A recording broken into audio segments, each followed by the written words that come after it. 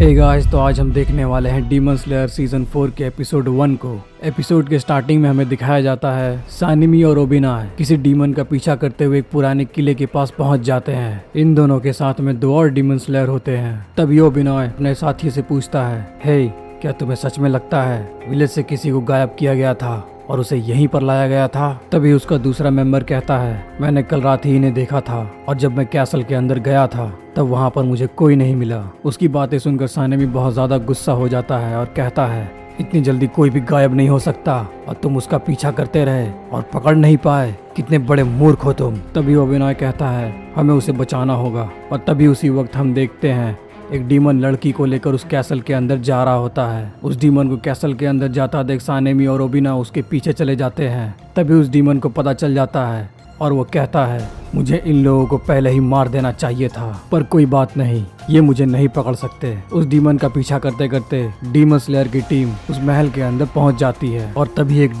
Demon slayer पर हमला कर देता है। लेकिन ओबिनाय अपनी ब्लेड से उस डीमन को काट देता है। धीरे धीरे सारे डीमंस इन लोगों पर हमला करने लगते हैं, लेकिन सानेमी और ओबिनाय उन सभी को मारता जाता है। इन नए डीमन स्लेयर्स को डीमन से लड़ने में बहुत दिक्कत होती है, लेकिन सानेमी और ओबिनाय सारे डीमंस को बहुत आसानी से खत्म कर देते हैं। उन दोनों को लड़ता देख ओबिनाय उससे कहता है, तुम लोग यहाँ से चले जाओ, मैं और सानेमी ही इसे खत्म कर देंगे। तभी सानेमी गुस्से से कहता है, ये ठीक कह रहा है, तुम लोग जब तक यहाँ रहोगे सिर्फ और सिर्फ मुसीबत खड़ी करोगे। सानेमी की बात सुनकर वो दोनों डीमन स्लेयर वहाँ से चले जाते हैं। तभी ओबिनाय सानेमी से कहता है, लगता है यहाँ पे बहुत सारे डीमंस हैं। तभी सानेमी कहता है, हाँ मैंने इतने सारे डीमंस एक साथ पहली बार देखा है। तभी एक लड़की जोर से चिल्लाती है। लड़की की आवाज़ सुनकर सानेमी महल के ऊपर चढ़ जाता है और वो देखता है वहाँ पर बहुत सारे डीमंस होते हैं। इतने सारे डीमंस को देखकर सानेमी जोश में आ जाता है और वो विंड ब्रीदिंग के सेकंड फॉर्म का इस्तेमाल करता है। सानेमी का हमला इतना पावरफुल होता है कि वो एक बार में ही सारे डीमंस को काट देता है। तभी हम देखते हैं वहाँ पे और भी सारे डीमंस आ जाते हैं। बाकी डीमंस को मारने के लिए ओबिनाय अपने सर्फेंट ब्रीदिंग का 5th फॉर्म का इस्तेमाल करता है और वो सारे डीमंस के सर को टारगेट करते हुए सभी के सर को काट देता है। ओबिनाय के बीच में आने के कारण सानेमी गुस्से से कहता है, मैंने तुमसे मदद मांगी थी क्या, तुम बीच में क्यों आए? तभी वो डीमन कहता है, ये लोग काफी ताकतवर है, या कोई आम डीमन स्लेयर नहीं हो सकते, जरूर ये लोग हाशिरा होंगे। तभी हम देखते हैं कि वो डीमन भागने लगता है। तभी सानेमी कहता है, हे बेवकूफ डीमन, उस लड़की को वहीं पर छोड़ दो वरना मैं तुम्हें जान से मार दूंगा। और तभी हम देखते हैं कि सानेमी के रास्ते में बहुत सारे डीमन आने लगते हैं। सानेमी उन सभी डीमंस के सर को उड़ाता जाता है।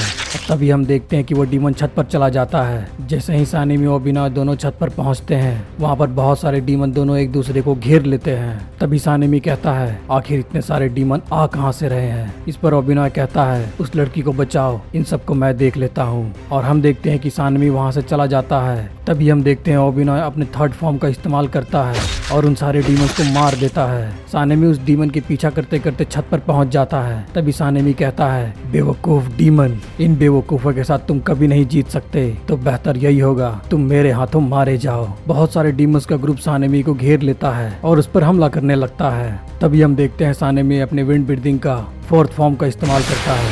अभी वो डीमन उससे कहता है, तुम्हें ये लड़की चाहिए तो लो पकड़ो इसे। और अपनी बात कहने के बाद वो डीमन उस लड़की को छत से फेंक देता है। तभी हम देखते हैं कि ओबिनाय उस लड़की को हवा में पकड़ लेता है और उसके बाद वो दोनों उस डीमन का पीछा करने लगते हैं। जैसे ही वो दोनों महल के नीचे कूदते हैं, उन दोनों को एक इन्फिनिटी कैसल का छोटा सा सीन दिखाया जाता है जहाँ पर बहुत सारे डीमंस होते हैं। वो दोनों ये देखकर बहुत ज्यादा ही शॉक हो जाते हैं और उन दोनों को कुछ भी समझ नहीं आ रहा होता है। जैसे ही सानेमी उस डीमन पर हमला करने जाता है, वो इन्फिनिटी कैसल वहाँ से गायब हो जाती है। तभी ओबिनाय कहता है, ये क्या था? इस पर सानेमी कहता है, मुझे इसके बारे में कैसे पता होगा?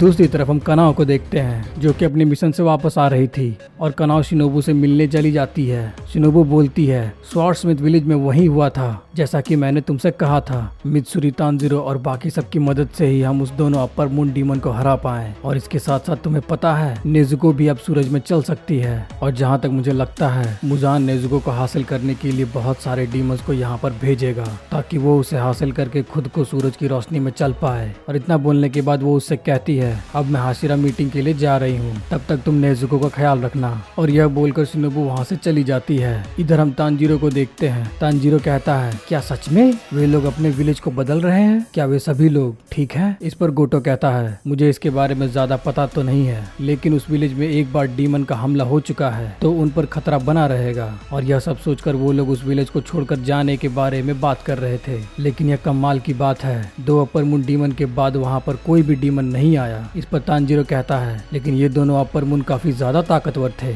इस पर गोटो कहता है, तुम्हें नहीं लगता तुम बहुत ही ज्यादा खाना खा रहे हो? इस पर तांजीरो कहता है, नहीं नहीं, मैं तो पूरी तरीके से ठीक हो चुका हूँ, तो मैं बहुत सारा खाना खा सकता हूँ। और वैसे भी मित्सुरी भी तो बहुत सारा खाना खाती है। इस बात पर गोटो कहता है, अगर तुम मुझसे पूछो तो मित्सुरी एक अलग ही लड़की है। क्या तुम्हें पता है, मित्सुरी और म्यूचिरो 3 दिन के रेस्ट में ही पूरी तरीके से ठीक हो गए थे और अब तुम धीरे धीरे करके उनके लेवल तक पहुंच रहे हो। लेकिन रुको जरा, मैंने सुना है तुम्हारे बहन के साथ कुछ अजीब सा हुआ है। इस पर तांजीरो कहता है, हाँ तुमने बिल्कुल सही सुना है, वह अब दिन की रोशनी में भी चल सकती है। उम्मीद है कि नेजुको को बहुत ही जल्दी ह्यूमन में बदला जाएगा। तभी गोटो कहता है, क्या लेडी शिनोबु उसे देख रही है? तभी तांजीरो कहता है, नहीं नहीं, उसे कनाओ देख रही है। और तभी हम देखते हैं कि तांजीरो के गले में खाना फंस जाता है और गोटो उसे आराम से खाने को कहता है और बोलता है, जब से तुम्हारी बहन के साथ ऐसा हुआ है यहाँ पर बहुत सारे अजीब घटनाएं हुई है। अब तो एक हाशिरा मीटिंग भी स्टार्ट हो रही है, पता नहीं अब क्या होगा। इधर हम देखते हैं सभी लोग हाशिरा मीटिंग के लिए इकट्ठे हो जाते हैं। इधर सानेमी मित्सुरी और म्यूचिरो से लड़ाई के बारे में पूछने लगता है। तभी मित्सुरी बोलती है, मुझे सच में बहुत ही ज्यादा मजा आया और हम सभी ने मिलकर उन दोनों डीमंस को हरा दिया। तभी सानेमी कहता है, काश मैं भी वहाँ पर होता,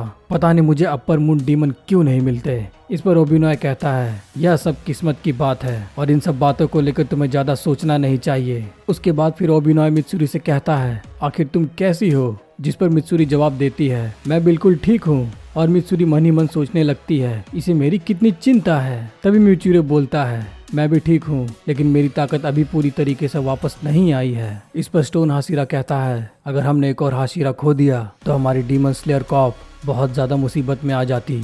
और तुम दोनों ने 2 अपर मून को हराकर सच में बहुत ज्यादा ही कमाल कर दिया। इस पर शिनोबु बोलती है, तुम दोनों के जख्म बहुत ही ज्यादा जल्दी भर गए, आखिर तुम दोनों के साथ क्या हुआ है? तभी ग्यो बोलता है, मास्टर हमसे इस बारे में बात करने वाले हैं। तभी हम देखते हैं वहाँ पर लेडी अमानी आ जाती है और वो कहती है, आज हाशिरा मीटिंग मैं संभालूंगी क्योंकि मास्टर की तबीयत बहुत ज़्यादा ही खराब हो चुकी है और वह इस वजह से आपके सामने नहीं आ सकते। इसके लिए आप सभी से मैं माफ़ी मांगती हूँ। यह बात सुनकर सभी लोग काफ़ी ज़्यादा हैरान हो जाते हैं। तभी स्टोन हाशिरा कहता है, मैं मास्टर की तबीयत के लिए प्रार्थना करूँगा। तभी लेडी अमानी बोलती है, मैं सभी हाशिरा को तहे दिल से शुक्रिया अदा करना चाहती हूँ, लेकिन अब एक डीमन ऐसा आ गया है जो कि दिन में भी चल सकता है और इस वजह से मुजान उसे हासिल करने के लिए यहाँ तक ज़रूर आएगा ताकि वो भी दिन की रोशनी में चल सके। और जहाँ तक मुझे लगता है बहुत जल्दी एक बड़ी लड़ाई होने वाली है। यहाँ तक कि मित्सुरी और म्यूचिरो को एक नए मार्क मिला है अपर मून के साथ लड़ाई करते वक्त। तो क्या तुम दोनों बता सकते हो कि आखिरकार यह मार्क तुम्हें कैसे मिला? ये सुनकर म्यूचिरो और मित्सुरी काफ़ी हैरान हो जाते हैं। लेडी अमानी कहती है, सेनगोकू पीरियड में एक स्वॉर्ड्समैन था जो कि मोजान को बस हराने ही वाला था और वो स्वॉर्ड्समैन फर्स्ट ब्रीथिंग का इस्तेमाल करता था और कहा जाता है कि उस वक्त के स्वॉर्ड्समैन के पास भी कुछ इसी प्रकार का मार्क हुआ करता था। इस पर सानेमी कहता है, मैं तो ये पहली बार सुन रहा हूँ और ये इतनी बड़ी बात हम लोगों से अब तक क्यों छुपाई गई? इस बात पर लेडी अमानी कहती है, लेकिन उस जमाने में बहुत सारे ऐसे स्वॉर्ड्समैन होते थे जिनके पास यह मार्क नहीं था। मुझे जहाँ तक कि लगता है उस वक्त इस मार्क का उतना ज़्यादा भी इम्पोर्टेंट नहीं दिया गया होगा। और जहाँ तक कि मुझे पता है कि जब यह मार्क किसी भी एक पर्सन पर आता है तो उसके आसपास के लोगों के पास भी ये मार्क आ जाता है। तभी लेडी अमानी की बेटी बोलती है, और यह सारी बातें फर्स्ट ब्रीथिंग के पर्सन नोट में लिखी हुई है और इस जनरेशन में सबसे पहले जिसे ये मार्क मिला है वो तो हाशिरा भी नहीं है और उसका नाम है तानजीरो कमाडो। लेकिन जब हमने इसके बारे में उससे पूछा तो हमें उससे कुछ खास पता नहीं चला। लेकिन जब तानजीरो के अलावा 2 हाशिरा के पास यह मार्क आ चुका है तभी लेडी अमानी बोलती है, तो मित्सुरी और म्यूचिरो हमें इसके बारे में बताओ, आखिर ये क्या चीज़ है? और तभी हम देखते हैं मित्सुरी अपने सभी लड़ाइयों के बारे में बताने लगती है, लेकिन किसी को भी कुछ समझ नहीं आ रहा था। इसके बाद मित्सुरी अपने सभी लोगों से माफ़ी मांगने लगती है तभी म्यूचिरो कहता है, मैं कुछ कहना चाहता हूँ। वैसे मुझे यह तो नहीं पता कि यह मार्क मुझे कैसे आया, लेकिन जब मैं लड़ाई के बारे में सोच रहा हूँ तब मुझे कुछ चीजें याद आ रही है जो कि बिल्कुल भी अलग ही थी। मेरे हिसाब से जब तक कुछ कंडीशन पूरी नहीं होती तब तक यह मार्क नहीं हमें मिलता। तो चलो मैं तुम्हें यह बताता हूँ कि यह मार्क मैंने कैसे लाया था। पिछली लड़ाई में मुझे जहर दिया गया था और इसकी वजह से मैं हिल भी नहीं पा रहा था, और उस जहर को रोकने के लिए मैंने ब्रीदिंग टेक्निक का इस्तेमाल किया था, लेकिन उसका कोई भी फायदा नहीं हुआ। और तभी वहाँ पर एक लड़का आ जाता है जिसने मुझे बचाने के लिए कोशिश की, और तभी एक डीमन मछली उसे मार देती है। वह लड़का बस मरने ही वाला था। तभी मेरी पुरानी मेमोरीज वापस आ जाती है और मेरे अंदर इतना गुस्सा भर गया कि मैं खुद को काबू नहीं कर पाया। मेरे हिसाब से उस वक्त मेरा heart beat 200 beats per minute था, और साथ ही साथ मेरे बॉडी का टेम्परेचर 102 से भी ज्यादा ऊपर चला गया था। तभी शिनोबू कहती है, इस सिचुएशन में तुम हिल कैसे पा रहे थे? तभी म्यूचिरो कहता है, तुमने बिल्कुल सही कहा, लेकिन यही वो सिचुएशन है जिसमें मुझे मार्क मिल गया। अगर आप उस सिचुएशन में भी जिंदा रह सकते हो तब आपको यह मार्क मिल जाएगा, और अगर आप उस सिचुएशन में मर जाओगे तो वह मार्क आपको कभी नहीं मिलेगा। इस पर लेडी अमाने कहती है, तो तुम्हें आखिर कैसे पता चला कि तुम्हारी बॉडी का टेम्परेचर 102 डिग्री से ज्यादा था? तभी म्यूचिरो बताता है, एक बार जब मुझे फीवर हुआ था तब बटरफ्लाई मेंशन के थर्मामीटर से मेरा टेम्परेचर को चेक किया गया था जो कि 102 डिग्री था, और जब मेरे शरीर में वह मार्क अपीयर हुआ था उस समय भी मुझे बिल्कुल वही हीट महसूस हो रही थी। इस पर सानेमी कहता है, क्या यह सच में इतना आसान हो सकता है? इस पर गियो बोलता है, तुम्हारा इतना साधारण दिमाग है इसलिए तुम्हें यह सारी चीजें आसान लग रही है, मुझे तो तुमसे जलन हो रही है। यह सुनकर सानेमी को बहुत ज्यादा गुस्सा आ जाता है और वो बोलता है, क्या कहा तुमने? मैं तुम्हें? तभी हम देखते स्टोन हाशिरा कहते हैं, तो ठीक है, तो हम एक ऐसा रास्ता ढूंढते हैं जिसमें ये मार्क हमें मिल सके। और हाँ, लेडी अमाने आप प्लीज मास्टर को बता दीजिए कि वो अब ज्यादा चिंता ना करे। तभी लेडी अमाने कहती है, तुम सभी लोगों को बहुत शुक्रिया। मैं तुम सबको एक मैसेज देना चाहती हूँ, जिन लोगों के पास मार्क अपीयर हुआ है अब उनके पास कोई भी चॉइस नहीं बची है, और जिनके पास मार्क अभी तक नहीं आया है उन्हें यह बात ध्यान रखना होगा।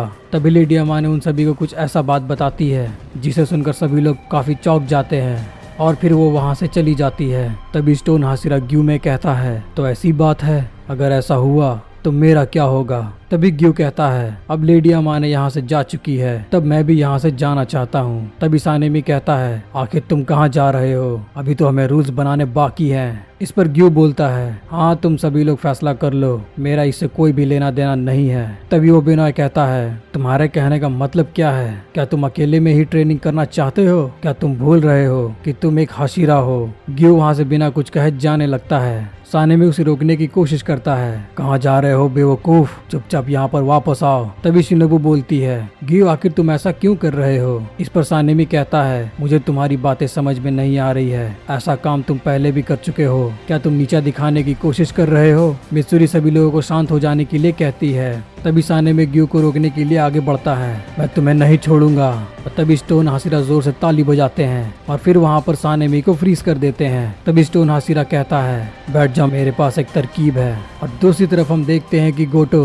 तानजीरो के लिए दोबारा से खाना लेके आता है और कहता है, आखिरकार वो तीनों छोटी बच्चियां और तुम्हारे बहन कहाँ हैं? तभी तानजीरो कहता है, इस वक्त डीमन स्लेयर का कॉप ज्यादा जख्मी नहीं है, तो वो तीनों लड़कियां नेजुको के साथ खेल रही है, उनकी वजह से नेजुको भी थोड़ा थोड़ा बोलना सीख चुकी है। तभी गोटो कहता है, यह तो बहुत अच्छी बात है। तभी गोटो थोड़ा परेशान होकर बोलता है, लेकिन जब वह येलो बाल वाला लड़का यहाँ पर आएगा तब बहुत बड़ी मुसीबत होने वाली है। और तभी हम देखते हैं कि जेनेत्सु मिशन से वापस आ जाता है और उससे मिलने के लिए सुमी, कियो और नाहो जेनेत्सु के पास चले जाते हैं और उसे मिशन पूरा करने के लिए थैंक यू बोलते हैं। जेनेत्सु काफी ज्यादा शर्माने लगता है और जेनेत्सु बोलता है, मुझे बहुत ज्यादा खुशी हुई तुम तीनों यहाँ मुझसे मिलने के लिए आई, और वैसे भी वो मिशन बहुत ज्यादा मुश्किल था, मुझे लग रहा था कि मैं तो मर ही जाऊंगा। तभी मुझे ख्याल आया कि अगर मैं मर जाऊंगा तो तुम तीनों का क्या होगा? और उसके बाद फिर मेरे अंदर एक अजीब सी शक्ति आने लगी और तभी मैंने सारे डीमंस को वहीं पर खत्म कर दिया।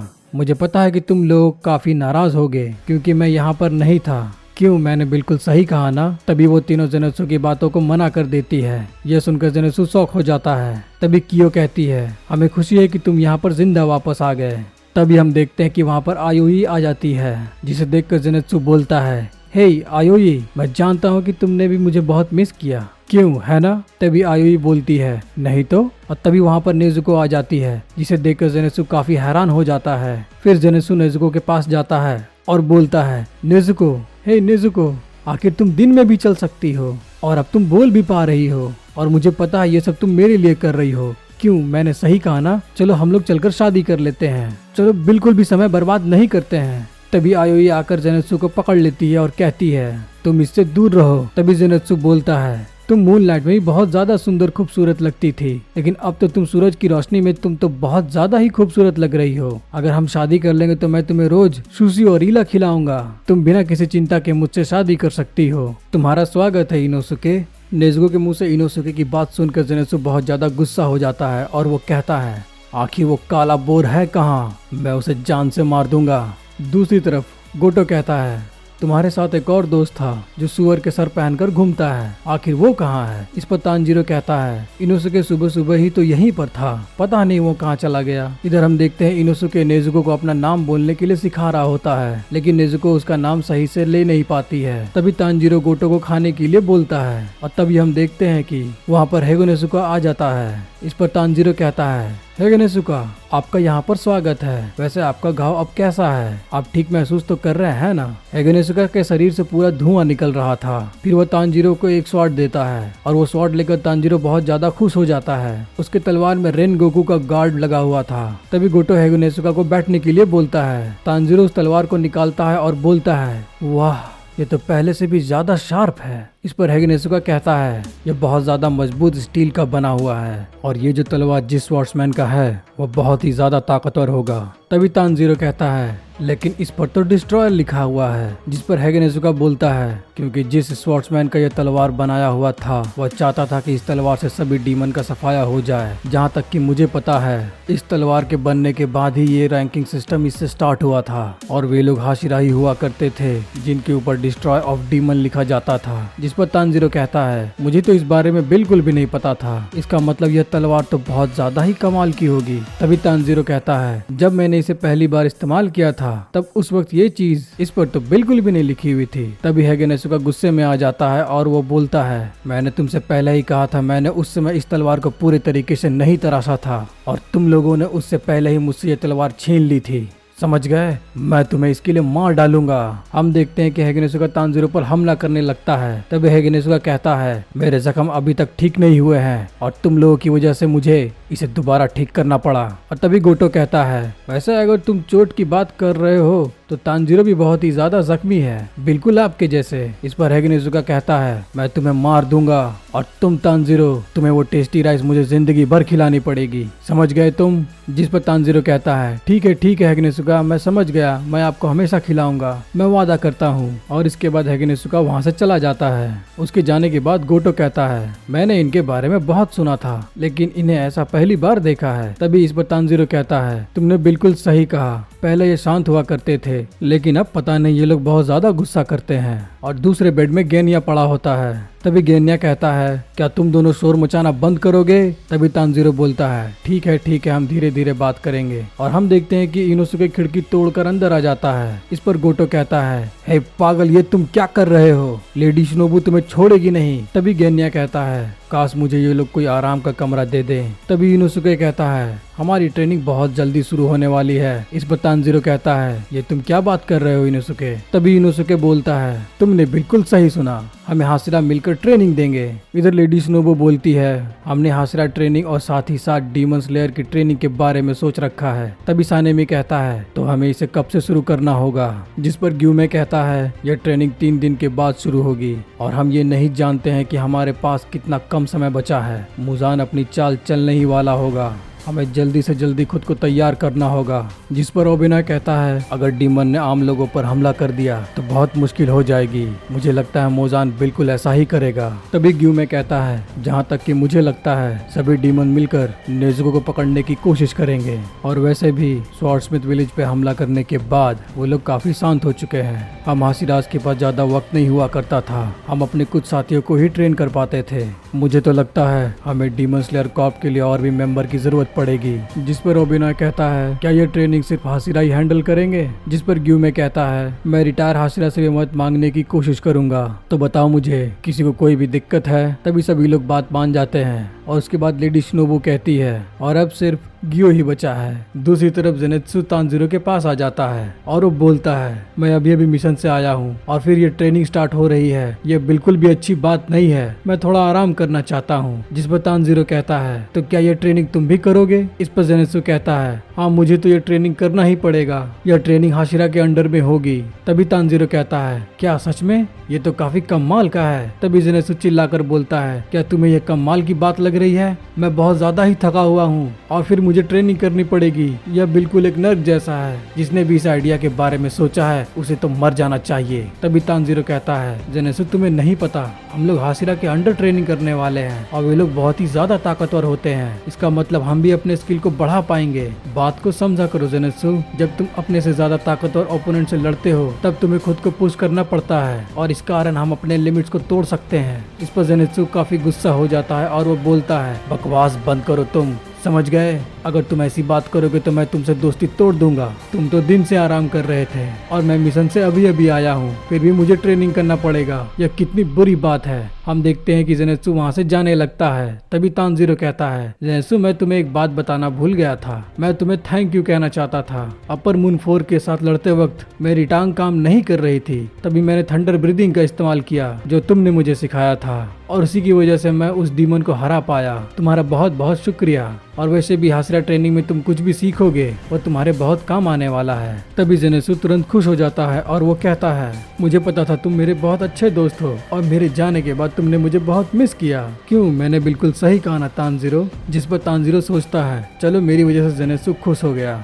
और क्या चाहिए। दूसरी तरफ हम देखते हैं ट्रेनिंग स्टार्ट हो चुकी होती है और इन सभी को लॉर्ड टेंजेंट ट्रेनिंग दे रहे होते हैं। जिस पर लॉर्ड टेंजेंट कहते हैं ये तुम लोग क्या कर रहे हो? इस तरीके से तुम लोग ट्रेनिंग करोगे तो तुम लोग एक भी डीमन को कभी नहीं मार पाओगे। तुम सभी को खुद को पुश करना होगा। रनिंग एक सिंपल एक्सरसाइज है और तुम लोग ऐसे भागोगे जैसे कि तुम्हारे पीछे एक डीमन पड़ा है। और तभी हम देखते हैं कि कुछ लोग नीचे गिर जाते हैं। तभी लॉर्ड टेंजेंट कहता है तुम लोगों को यहाँ पर लेटने के लिए किसने कहा? तुम्हारे पास टाइम बहुत कम है, चलो जल्दी खड़े हो जाओ, अभी तो ये शुरुआत है, आगे जाकर ये ट्रेनिंग और भी कठिन होने वाली है। और इधर हम देखते हैं कि लॉर्ड टेंजेंट की तीनों बीवियां उसकी मदद करने के लिए वहाँ पर आई हुई थी। वे तीनों उन सभी के लिए खाना बना रही होती है। तभी हम देखते हैं कि वे तीनों डीमन स्लेयर कॉप को खाना खिलाने के लिए बुला रही होती है, लेकिन वे लोग बहुत ज्यादा ही थके हुए थे। वो लोग इतना थके हुए थे कि वो लोग वहाँ तक पहुँच भी नहीं पा रहे थे। तभी लॉर्ड टेंजेंट गुस्सा करने लगते हैं, जिस पर लॉर्ड टेंजेंट की बीवी हिनासुरु कहती है लॉर्ड टेंजेंट इन पर गुस्सा मत कीजिए। तभी लॉर्ड टेंजेंट कहता है मैं भी बिल्कुल यही चाहता हूँ, लेकिन मैं ऐसा नहीं करूंगा